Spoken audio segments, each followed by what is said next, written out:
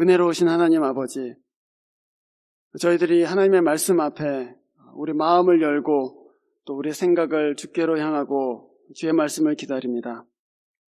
주님께서 저희들과 함께 계시지 아니하시면 저에게는 은혜도 없고 저에게는 생명도 있지 않고 저에게는 빛도 비추이지 않습니다. 주님, 저희들에게 가까이 해주시고 저희 마음 가운데 생명이 되어주시고 저희 마음 가운데 생수가 되어 주시옵소서. 이 말씀 통해서 그리스도에 대해서 배울 수 있게 해주시고 기도에 대해서 배울 수 있게 해주시고 하나님의 백성으로 사는 길에 대해서 배울 수 있도록 은혜 베풀어 주시옵소서. 주 예수 그리스도의 이름으로 기도합니다. 아멘.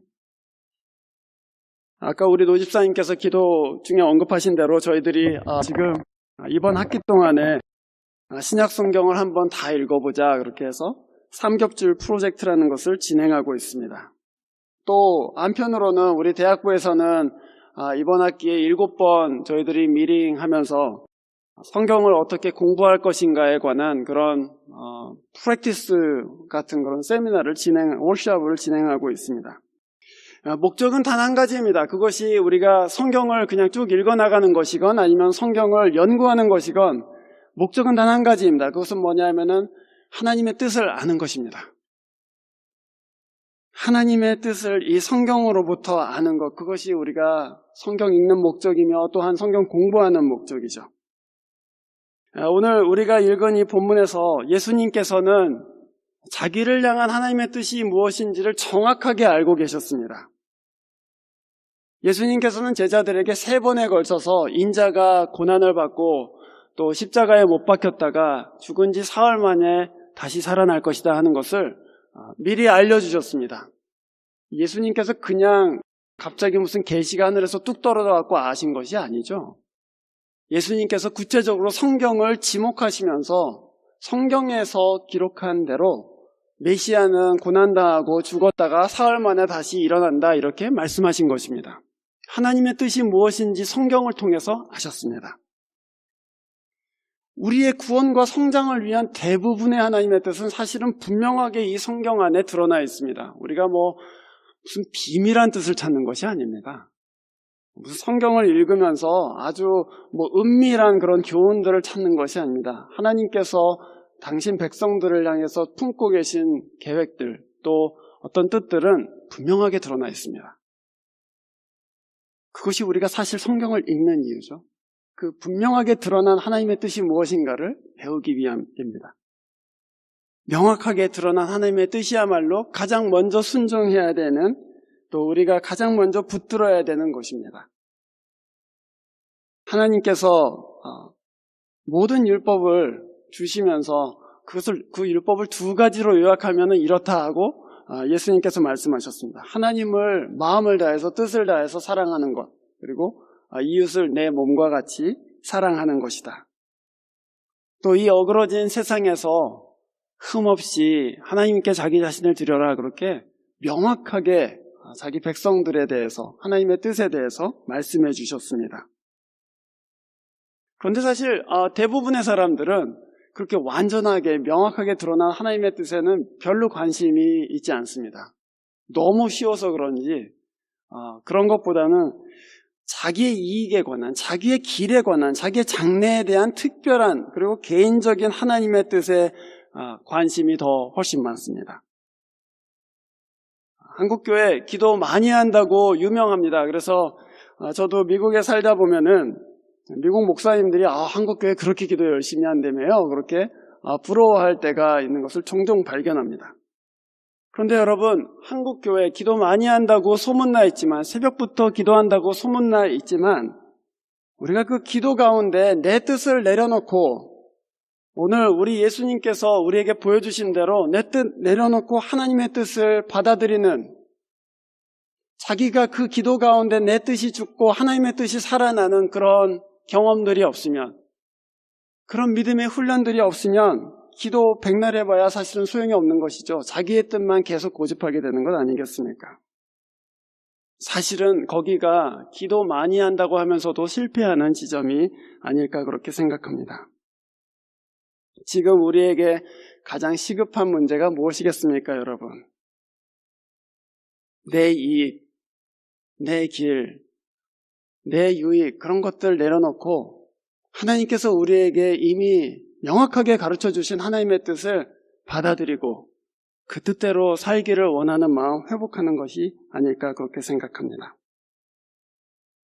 주님께서는 성전을 예루살렘 성전에 가셔서 이 전은 만민을 위한 기도의 집이 되어야 한다 이렇게 말씀하셨습니다. 그게 하나님의 비전입니다. 만민을 위한 기도의 집, 그것이 교회를 향한 하나님의 성전을 향한 예수 그리스도의 비전이십니다.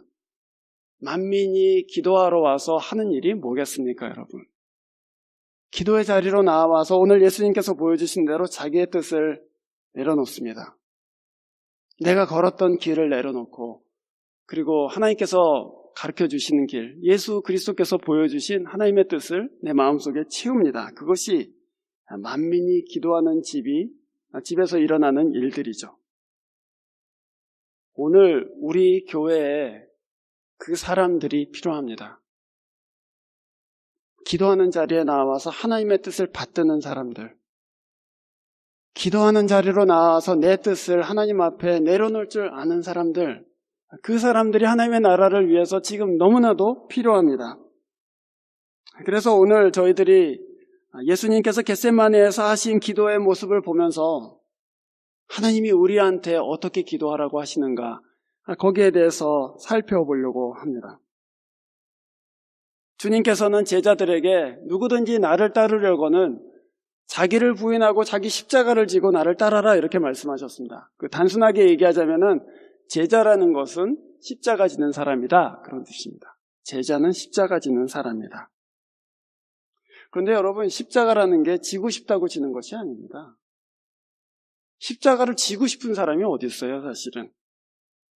마음은 원이지만 항상 육신이 약한 것이죠. 오늘 예수님께서 41절에 말씀하신 것처럼 마음은 십자가를 원해요. 마음은 예수를 사랑하기 때문에 예수님 제가 십자가 지겠습니다.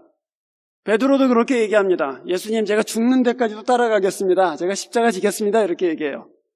마음은 원이에요, 다들. 다 예수 믿기 때문에, 예수님 사랑하기 때문에. 그러나 마음이 원한다고 해서 십자가 지는 자리까지 가지는 않습니다. 육신이 연약하기 때문이죠. 두렵기 때문이고 그것이 내 이익과 반대되기도 하고 또 내 꿈과 반대되기도 하고 그렇기 때문에 중간에서 그만두기도 하고 십자가 근처까지 갔다가 돌아오기도 하고 그런 것입니다. 입으로는 말할 수 있습니다. 그리고 그것이 하나님께도 아름다운 것이기도 합니다. 내 입술의 고백으로만이라도 그래도 하나님께 제가 십자가 지겠습니다 하는 것 아름답죠. 그러나 막상 십자가 앞에 가면 그 길이 두렵게 보이고 내가 왜 이 십자가 져야 되나 하고 억울한 마음이 들기도 하고 또 내가 세상에서 제일 불쌍한 사람같이 생각되는 그런 자기 연민에 빠지기도 하고 그런 생각과 감정들 때문에 하나님께 나아드리기를 참 어려워하는 것이 우리의 모습입니다. 교회를 세워가는 것도 마찬가지입니다, 여러분. 교회를 세워가는 것도 마음만 갖고 할 수 있는 일이 아닙니다. 저는 오랫동안 교회를 섬기면서 저한테 와서 목사님 제가 힘이 되어드리겠습니다. 저랑 같이 이 교회를 한번 잘 세워봅시다. 그런 사람들을 여러 번 보았습니다. 그러나 여러분 제가 마음은 너무 기특하게 생각하고 또 감사하게 받지만 그렇게 말씀하시고서는 얼마 못 가서 떨어져 나가는 분들도 많이 보았습니다. 사실 제가 이해합니다. 십자가 지는 거 쉽지 않습니다, 여러분. 또 마음만으로 할 수 있는 것도 아니죠. 우리 질문은 그것입니다. 우리가 원하지만 질 수 없는 십자가 예수님은 어떻게 지셨는가? 제자들은 어떻게 졌는가? 사람이 할 수 없는 그 십자가 지는 일, 제자 되는 일이라고 하셨는데 그게 제자는 십자가 지는 사람이다 이렇게 얘기하셨는데 그 십자가 어떻게 졌는가? 사실은 그거를 오늘 여기서 보고 싶은 것이죠. 주님이 십자가 지시기 전에 무엇을 하셨는가 보면서 십자가는 저렇게 지는 것이구나 하고 저희들이 배우게 되는 것입니다. 주님은 어떻게 기도하셨는가 그것입니다. 십자가 지시기 전에 주님이 마지막으로 하신 일은 겟세마네에 올라가셔서 기도하신 것이었습니다. 그래서 우리 그렇게 생각할 수 있잖아요. 십자가 지려면 기도해야 되는구나. 근데 어떻게 기도하셨는가 이제 우리가 살펴보는 것이죠. 첫 번째로 주님 함께 기도하셨습니다. 주님은 자기 혼자 십자가 지는 것이지만 혼자서 따로 툭 떨어져서 멀리 가서 기도하시지 않았습니다. 제자들을 데리고 가셨습니다. 처음엔 12명을 데리고 가셨어요. 근데 기도할 장소가 가까우니까 나머지는 내버려 두고 그 중에 3명을 다시 골라서 기도하는 자리까지 쭉 데리고 가셨습니다. 가장 은밀한 곳에서도 3명의 제자들이 함께 있었습니다. 그리고서 오늘 본문에 보면 38절에 그 3명 같이 간 제자, 하나님 앞에 기도하는 자리까지 같이 가서 그 3명의 제자들에게 자기 마음의 슬픔과 괴로움을 털어놓으셨습니다. 내 마음이 괴로워서 죽을 지경이다. 그러니까 너희는 여기 머무르며 나와 함께 깨어 있어라. 주님이 자기 마음의 연약함을 제자들에게 털어놓으셨습니다. 죽을 것 같이 괴로운 마음, 제자들과 함께 나누면서 나와 함께 이 기도에 깨어있자 이렇게 주님께서 부르셨습니다. 함께 기도하셨어요. 말하자면 그것이 accountability죠. 그렇죠? 우리 마음 괴로울 때, 우리 마음 슬플 때에 기도할 힘 별로 없습니다. 뭐 기도하고 싶지 않아요. 사실은 그냥 가서 그냥 좀 코미디 영화 보고 싶죠. 아니면 그냥 슬픈 음악 계속 들으면서 자기 연민 빠지고 싶잖아요. 그런데 예수님께서는 제자들을 불러서 나랑 같이 기도하자 그렇게 말씀하셨습니다. 여러분, 우리가 십자가 지는 거 혼자 지기 어렵습니다. 십자가 보면은 무섭고 겁나잖아요. 그래서 사실은 우리 형제자매들에게 그냥 아무한테나 얘기하는 것은 아니죠. 내 마음을 나눌 수 있는 사람들, 내가 내 연약함을 나누어도 나를 비난하지 않을 사람들, 내가 내 마음속에 있는 두려움과 어려움을 얘기해도 나를 디스파이즈하거나 경멸하지 않을 사람들, 그 사람들에게 부탁하는 거예요. 나를 위해서 기도해달라고, 같이 기도하자고. 그러고 기도하는 자리로 나아갑니다. 제자들은 그러면 예수님이 기도하실 때 도움이 되었는가? 여러분 어떻게 생각하십니까? 네. 뭐 하고 있었죠? 자고 있었습니다. 기도를 부탁했는데 가서는 쿨쿨 자고 있어요. 네. 그러면 제가 여러분한테 질문하고 싶습니다. 제자들을 데리고 나갔는데 제자들이 기도도 안 하고 자고 있었다면 제자들은 도움이 됐을까요? 안 됐을까요? 도움이 됐습니다. 여러분, 그거 저는 자신 있게 말씀드릴 수 있어요.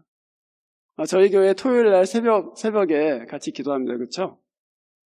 근데 여러분, 제가 기도할 때 아무도 없는 거 하고 누가 한 사람 나오긴 나왔는데 계속 자고 있는 거 하고 저한테 어느 게 도움이 될 것 같으십니까? 자더라도 나와 있으면 도움이 됩니다.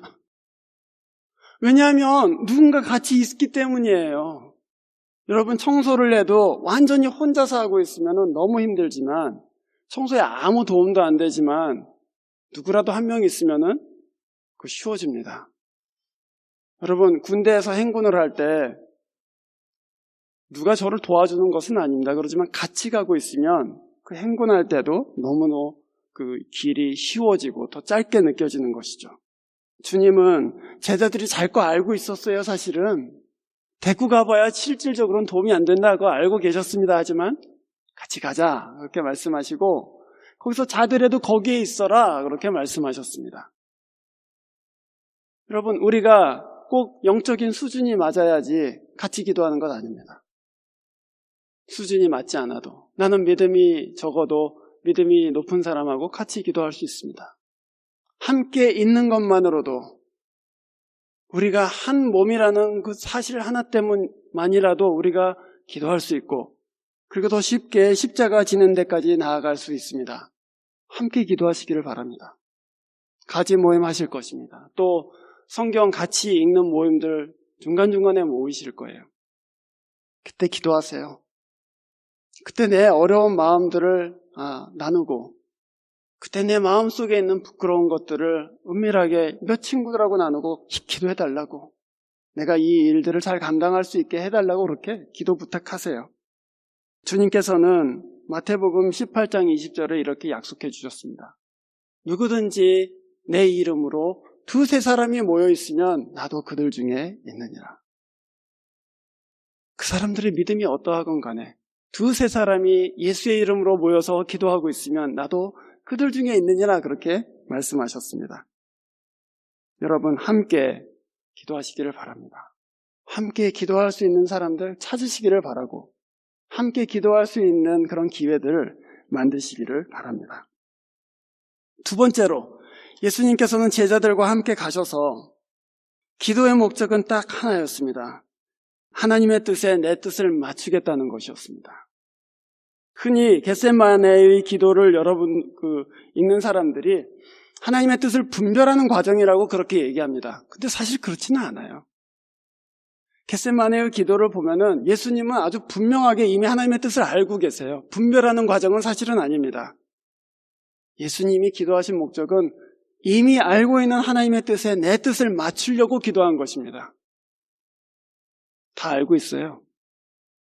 내 뜻이 무엇인지도 알고 있고 하나님의 뜻이 무엇인지도 알고 있습니다. 그런데 중요한 게 뭐예요? 우리가 다 알고 있어요.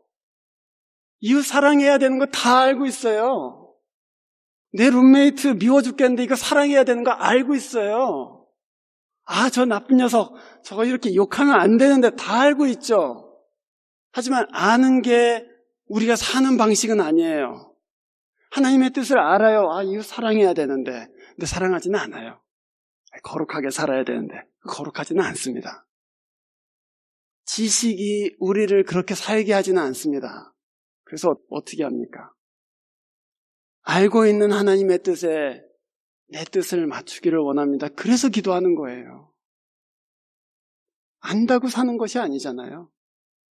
그래서 예수님께서는 이미 성경을 통해서 나를 향한 하나님의 뜻을 알고 계셨고 그거 내 마음에 두렵고 그거 내 마음에 부담되고 그거 내 마음에 어렵지만 주님 뜻에 제 뜻 맞추기를 원합니다. 그래서 기도하러 가셨습니다.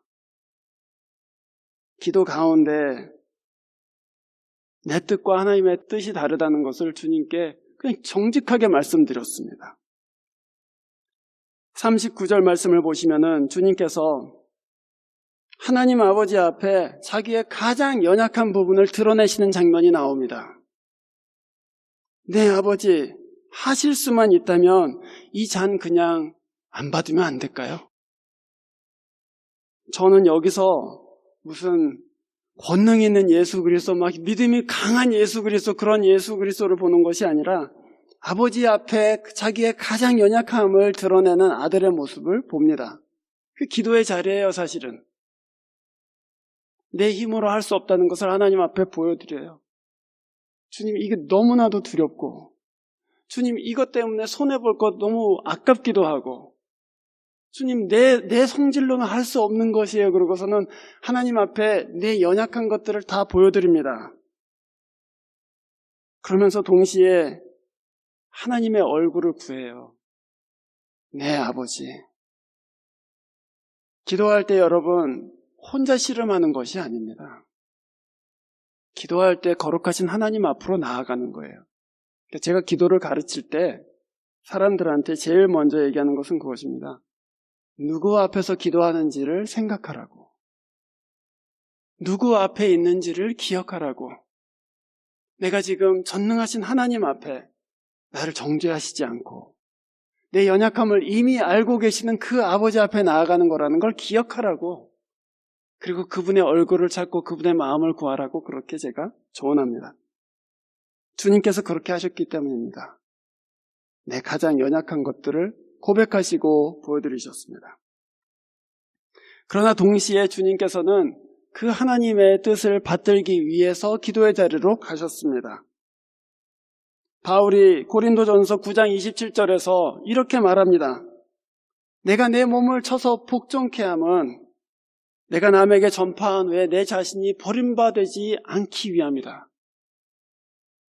우리 이 본문 보면서 내 몸을 쳐서 복종케 한다, 그 본문 보면서 이게 금식하라는 얘기인가, 뭐 고행하라는 얘기인가 이렇게 생각하시죠? 내 몸을 쳐서 복종케 한다는 것은 내 뜻을 하나님의 뜻에 맞춰간다는 뜻입니다.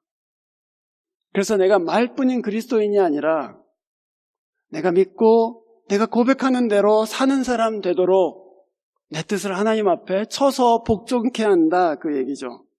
다시 말하면 하나님 앞에 내 뜻을 내려놓고 또한 내 뜻을 하나님의 뜻과 맞추는 기도가 없이는 누구도 하나님 앞에 자기의 뜻을, 그 하나님의 뜻을 받들어서 살 수 있는 사람이 없다는 것입니다. 예수 그리스도께서는 성경에서 메시아는 이렇게 되는구나 하고 그 뜻을 배우셨어요. 그리고 그 뜻 가운데 자기를 맞춰 넣으셨습니다. 여러분, 이 성경을 읽으시면서 이제 이번 한 학기 동안 계속 읽어가시면서 그리스도인이 누구인지를 여러분은 이 성경을 통해서 배우실 것입니다. 그리스도인을 어떤 자리로 예수께서 부르셨는지를 배우시게 될 거예요. 그것은 여러분에 관한 것입니다. 예수께서는 자기 자신에 대한 메시아에 관한 것을 이 책에서 보시고 내가 그 성경을 이루어야 되겠구나 하고서는 그 자리로 들어가셨어요. 여러분도 똑같습니다. 이 성경 보시면서 그리스도의 몸이 어떠해야 되는지, 그 성도들은 어떠해야 되는지를 배우시게 될 것입니다. 그러면 여러분, 남은 것은 무엇입니까? 이것이 나에 관한 말씀이구나. 이것이 그리스도의 몸에 관한 말씀이구나. 나도 그렇게 살아야지 하고서는 그 안으로 들어가는 것입니다. 기도 가운데에 하나님의 뜻에 내 뜻을 맞추겠다고 작정하십시오. 그냥 하나님의 뜻이 무엇인지 알아봐야지 이렇게 기도하지 마세요. 그 뜻은 성경에 나와 있습니다. 기도할 때는 내 뜻을 주님의 뜻에 맞추리라 하고서는 기도하는 거예요. 여러분, 누구와 다퉜을 때 기도 잘 되세요? 룸메이트랑 막 싸우고 난 다음에 묵상해야지? 그러고서는 묵상할 수 있습니까? 기도해야지? 그거 기도할 수 없죠? 기도할 수 없을 뿐만 아니라 기도하기가 싫죠? 왜 그렇습니까? 이거 기도하면 분명히 하나님께서 나보고 사랑하라고 하실 텐데 그렇게 하기엔 좀 그렇고. 부부싸움하고 나서 기도하기 굉장히 힘드시죠? 왜냐하면은 기도하면 하나님께서 나보고 용서하라고 하시면 어떡해? 나보고 가서 사과하라고 하면 어떡해? 그러고서는 하기가 싫은 거예요. 그렇죠? 요나가 그 하나님께서 너 가서 니느웨에 가서 복음 전해라 이렇게 말씀하셨을 때 요나가 한 일이 뭐였습니까? 정반대로 가는 배를 탄 거였죠? 그러고 나서 한 일이 뭐예요? 배 가장 밑바닥으로 내려가서 잤어요. 괜히 깨서 기도하면 하나님께서 너 뭐 어디 가니 그렇게 물으실까봐, 너 지금 절로 가야 되는데 물으실까봐 의도적으로 잤어요. 의도적으로 잤습니다. 그러나 여러분, 우리는 기도할 때에 주님, 제가 뜻을 알기 때문에 그 뜻에 저 맞추겠습니다 하고서는 그 마음으로 기도하러 가시는 것입니다. 자기의 뜻을 하나님의 뜻에 맞추고자 기도하신 예수 그리스도의 본을 따르시기를 바랍니다. 세 번째로, 주님께서는 하나님의 뜻을 행하기로 기도 가운데 마음을 정하셨습니다. 그래서 저는 이렇게 말씀드리고자 합니다. 마음이 정해질 때까지 기도하십시오. 마음이 정해질 때까지 기도하세요. 그 뜻이 들어와서 내가 할 수 없었던 것 같았는데 은혜도 부어지고 하나님의 얼굴도 보이고 예수 그리스도의 십자가도 보여서 주님 그렇게 하겠습니다 라고 말할 수 있을 때까지 기도하세요. 내 마음이 하나님 앞에서 확정되기까지, 그때까지 기도하세요. 주님의 기도를 보면은 여러분 변화가 일어나는 것을 보실 수가 있습니다. 39절 말씀을 보시면 주님께서 이렇게 처음에 기도하십니까? 이 잔을 내게서 옮겨주십시오 이렇게 기도해요. 그럼 두 번째 나갈 때는 어떻게 기도하세요? 42절, 내가 만약에 마시지 않고 지나갈 수 없다면 그렇게 해주십시오. 기도가 바뀌어요. 그리고 맨 끝에 어떻게 됩니까? 45절입니다. 기도를 3번까지 다 마치신 후에 제자들에게 와서 이렇게 말씀하십니다. 인자가 죄인의 손에 넘어간다. 그것은 그냥 운명론적으로 그렇게 됐다는 얘기가 아닙니다. 그 얘기는 기도 가운데 나는 이제 십자가로 가기로 마음을 정했다, 그 얘기입니다. 도망가지도 않고 피하지도 않고 그 십자가 앞으로 나아가기로 내 마음 정했다, 그 말씀이죠. 여러분, 하나님의 뜻에 내 마음 맞추기로 기도하셨다면 내 마음이 확정될 때까지 기도하십시오. 내 마음이 그 뜻을 행하겠습니다 하는 마음의 결심 생길 때까지 기도하시는 거예요. 우리가 진짜 싸워야 될 영적인 전쟁터가 어디입니까? 밖이 아니라 안이에요. 우리의 연약함은 안에 있기 때문이죠.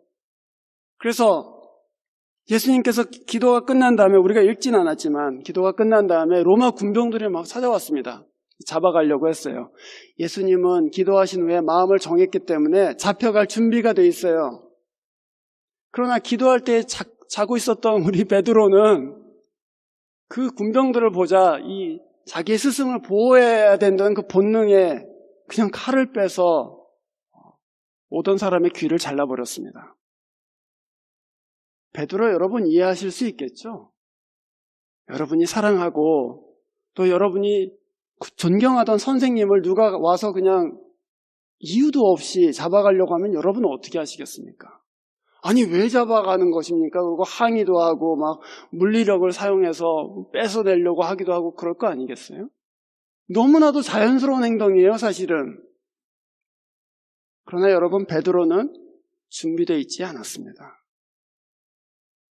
기도 가운데 하나님의 뜻을 자기의 뜻으로 맞추지 못했어요. 예수님과 같이 자기의 마음을 확정하지도 못했습니다. 그래서 본능에 따라서 행동했어요. 이해할 수 있지만 하나님의 뜻을 행하는 것은 아니었습니다. 주님께서는 그 베드로에게 53절에서 이렇게 말씀하셨습니다. 너희는 내가 나의 아버지께 당장 12군단 이상의 천사들을 내 곁에 세워주시기를 청할 수 있다고 생각하지 않느냐? 이 무슨 말이에요? 예수님께서 지금 하시는 말씀은 내가 지금 당장에 기도하면 내가 지금 12군단이 되는 천사들을 내 옆에 세워주십시오라고 기도하면은 그렇게 할 수 있다 그 얘기입니다. 다시 말하면 이런 기도는 하나님의 뜻에 맞지 않는 기도다 그 얘기입니다. 내가 이 기도할 수 있다. 그러나 이 기도는 하나님의 뜻에 맞지 않다 그 얘기입니다. 그러면서 한마디 더 하셨습니다. 54절 말씀이죠. 만약에 내가 그렇게 기도한다면 내가 내 육신의 두려움 때문에 또는 억울함 때문에 하나님께 도와달라고 12군단을 보내어달라고 그렇게 기도한다면 이런 일이 반드시 있어야 된다고 하신 하나님의 뜻이 어떻게 이루어지겠느냐? 성경이 어떻게 이루리요? 하나님의 뜻을 아셨기 때문에 그렇게 기도하지 않으셨습니다. 내가 이 뜻을 행하리라 하는 마음의 정함 때문에 이 기도는 할 수 없다 하고 기도하지 않으셨습니다. 영적이라는 것, 우리가 그리스도인의 삶을 영적인 삶이라고 얘기해요. 여러분, 그것을 헷갈리지 마세요. 영적인 삶이라는 것은 무슨 방언을 하는 것이 아닙니다. 영적인 삶이라는 것은 무슨 하나님의 큰 무슨 기적과 같은 일을 체험하는 것도 아닙니다. 그것 포함되어 있지만, 그러나 진짜 영적인 삶이 뭐예요? 진짜 영적인 삶은 하나님의 뜻을 행하는 거예요. 내 자연인의 생각으로, 내 자연인의 어떤 그 디자이어로는 할 수 없는 일들, 주님의 뜻을 행하는 것, 그것이 진짜 영적인 일이에요. 주님이 사랑하라고 하셨기 때문에 원수를 사랑할 수 있는 것, 그게 영적인 일이에요. 다들 이렇게 지저분하게 사는데 왜 나만 깨끗하게 살아야 돼? 그렇게 생각하시잖아요. 그러나 주님이 나에게 거룩하게 살라고 하셨기 때문에 그렇게 거룩하게 살 수 있는 것, 그게 영적인 것입니다. 말로 영적인 것을 말하지 마십시오. 주님 앞에 기도 가운데 뜻을 정하고 그리고 하나님의 뜻을 받아들이고 주님의 뜻 받들어서 살겠습니다. 그리고 한 걸음씩 나아가세요. 그것이 바로 그리스도인의 영적인 삶입니다. 요한일서 2장 17절에 이 말씀 기억하시기를 바랍니다. 이렇게 선포합니다. 이 세상도 그 정욕도 지나가되 오직 하나님의 뜻을 행하는 자는 영원토록 거하느니라. 이 세상도 지나가요. 내가 가진 정욕도 디자이어도 다 지나갑니다. 그러나 하나님의 뜻을 행하는 사람들, 그 사람들은 영원히 거할 것이다. 그 사람들이 영적인 사람들이에요. 하나님의 뜻을 행할 힘, 주님의 제자가 되는 십자가 지는 힘, 다 이 기도 가운데 부어집니다. 깨어 1시간씩 기도하시기를 도전합니다. 주님께서 40절에 그렇게 말씀하셨잖아요. 너희는 1시간도 깨어서 기도할 수 없느냐? 이 말씀 여러분 도전으로 받으시기를 바랍니다. 내가 그리스도를 따라서 그리스도의 제자로 살겠다 하면 내가 하루에 1시간은 기도하겠다. 아침에 30분 하고 저녁에 30분 하겠다. 도전으로 받으시고 하나님의 뜻을 행하는데 여러분 마음을 정하시고 그리고 하나님을 영화롭게 하는 교회로 함께 자라나기를 주의 이름으로 축원합니다. 기도하겠습니다. 하나님 아버지, 우리가 기도할 때에 주 성령께서 우리를 예수 그리스도 앞으로 인도해 주시고 우리가 육신의 힘으로 또는 육신의 소원함으로 할 수 없는 십자가 지는 데까지 나아갈 수 있도록 도와주십시오. 주님의 교회와 주님의 나라는 하나님의 뜻을 받드는 사람들을 너무나도 필요로 하는데 하나님 이 교회 하나님께서 은혜 베풀어 주셔서 주의 뜻을 받드는 사람들, 나의 뜻을 내려놓고 예수 그리스도의 뜻을 받드는 하나님 나라의 백성들 되도록 은혜 베풀어 주시기를 간절히 기도합니다. 주님, 그래서 주님 나라의 유익한 일꾼들, 주님의 교회를 새롭게 할 수많은 좋은 하나님의 백성들이 이 교회 가운데 나오게 해주시고 주께 마음을 정한 자들이 하나님을 영화롭게 하는 것을 보는 날이 속히 오도록 인도하여 주시옵소서. 주 예수 그리스도 이름으로 기도합니다. 아멘.